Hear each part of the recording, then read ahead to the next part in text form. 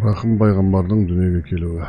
Рабби әуел Hazreti Muhammed sallallahu aleyhi ve sellem'in туған күні, атап айтсақ 12-ші Раббиул әуел дүйсенбі, милади жыл санау бойынша 571 жыл 20-ші сәуір. Шарананың шыретіп дүние есігінің ашуының өзін ерекше құбылыс десек, табиғаты бөлек, тағдыры өзгеше пайғамбарлардың, оның ішінде Hazreti Мұстафаның дүниеге келуі әрине елден ерекше болмақ. Ол дүние есігін ашқанда бірнеше маужиза болды. Әмина ана аяғы ауыр кезінде бір күні айналасы жап-жарық болып кетеді. Құлағына әлдебір: Әмина, қандай құрсақ көтергеніңді білемісің? Ол адамдардың ең абзалы һәм ардақтысы, оның есімі Мұхаммед. Және осы көрген білгенің туралы ешкімге тіс жарушы болма деген дауыс келді. Ғайыптан жеткен үн әлі құлағынан кете қоймаған Әмина ұлына Мұхаммед есімін берді.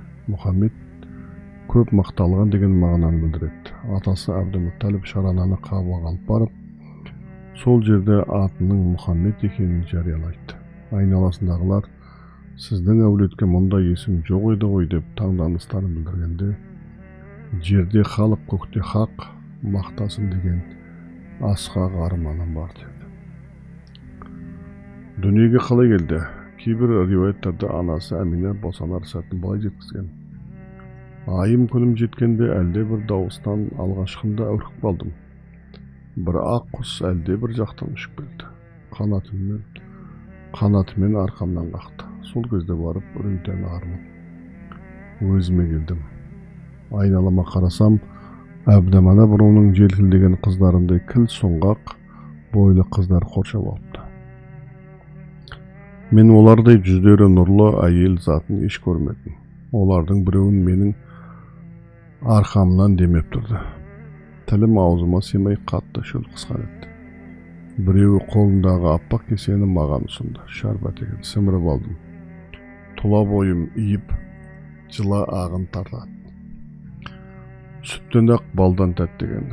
Сол кезде перзентім дүниеге келді. Кейіннен әлгілердің бірі Перғауынның әйелі Асия, екінші Имранның қызы Мариям, қалғандары қор қыздар екендігін айтты. Кей деректерде хақ пайғамбар дүние келгенде сүндеттеліп туылған айтады, алайда бұл барып тұрған жаңса пікір, өйткені сүндеттеліп туылу ерекше қасиет емес, керісінше кемістік болып табылады. Көптен күткен елші Hazreti Мұхаммед саллаллаху алейхи вассалам жер жаһанды нұрландырған түні әлде бір жұлдыз айрықша жарқырап елдің назарын өзіне аударды. Араб түбегін мың мекендейтін яһуди ғалымдары осы құбылыстан соңғы пайғамбардың дүниеге келгенін аңғарды. Hazreti пайғамбарды алғашқылардың бірі болып жырына қосқан Хассан ибн Сәбит бұл кезде 8 жаста болады. Хассан Ясрибтік еді. Оның бір күні таң сәріде «Уағайын» деп айқайды салып аттандап жүрген дауысынан халық оянып кетеді. Біліп жүр, Ахметтің жұлдызы осы түні туды. Ол осы түні дүние келді деп жұртқа жар салады.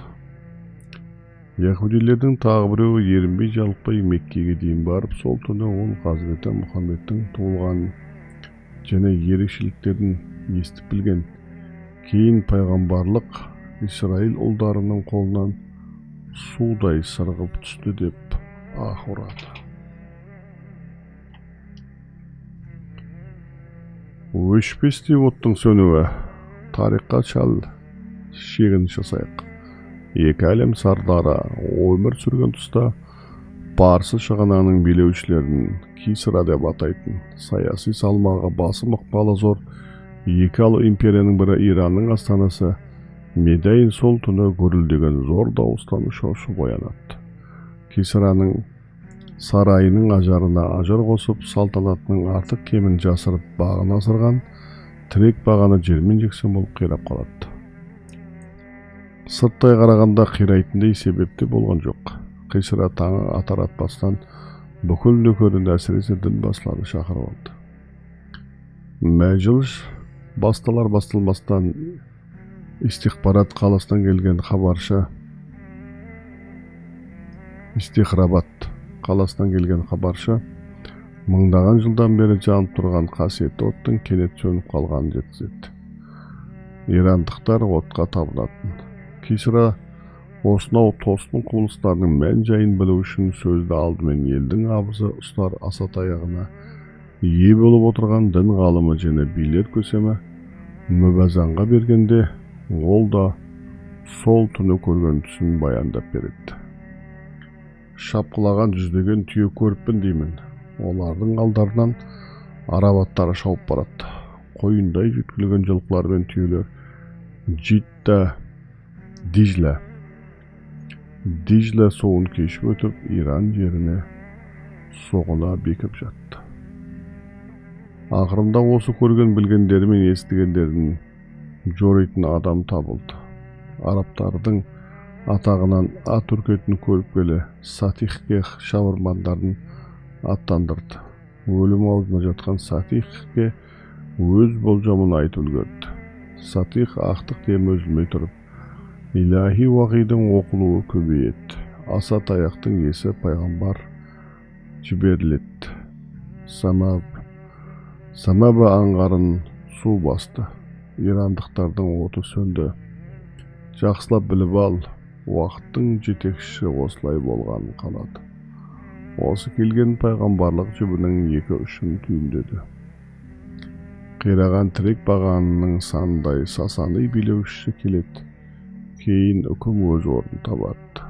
Мына хабардан Иран билеушісі еріксіз көрсінді. 14 тірек баған, 14 билеуші деген сөз. Өзіне дейінгі билеушілер есептегенде, императордың әлі жүздеген жылдарға созылатынына бек сенімді болатын. Алайда бұның ойлағандай болмай шықты. Императорлықтың өз ішіндегі таққа таласу мен кикілжіңдердің себебінен бұлардың дәурені жарты ғасырға жетпеді. Иранда Хазіреті пайғамбардың достарынан Сағд ибн Аби Ваққас, яғни қазақшадағы Садуқас, осы Иран жорығында қолбасшылық жасаған.